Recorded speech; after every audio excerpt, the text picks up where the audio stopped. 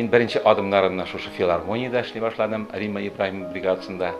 Хәйр фатихасын биргән, җылы урынын биргән, миңа иҗат итәргә мөмкинчелек тудырган һәм минем үсешемдә бик тирән эз калдырган минем дә бишегем. Мин дә шушы бишектән чыккан бала. Шунда үстем, шунда яшәдем, шунда иҗат иттем. Менә инде 80 ел гомер узган, 80 ел иҗатта бу оешмабыз.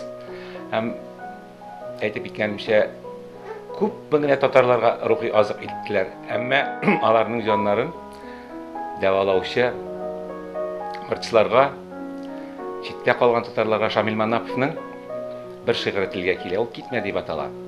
Әтием тапкан чишмә әйтте шелтерәп. Китмә. Һәм карап калды мөлдерәп. Мин чыгып киттем читкә. Шишмәнең инеше кебек китеп әллә кайларга. Яшьлегемне илтеп салдым читтәге дәрьяларга. Аннан кайттым. Болыт булып, газиз туфрагым тартты. Яңгыр түгел, туган илдә минем күздән яшь акты. Күрәм, шишмәм шелтерәми.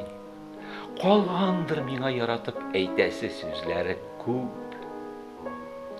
Томаланган, әтиемнең йомылган күзләре күк.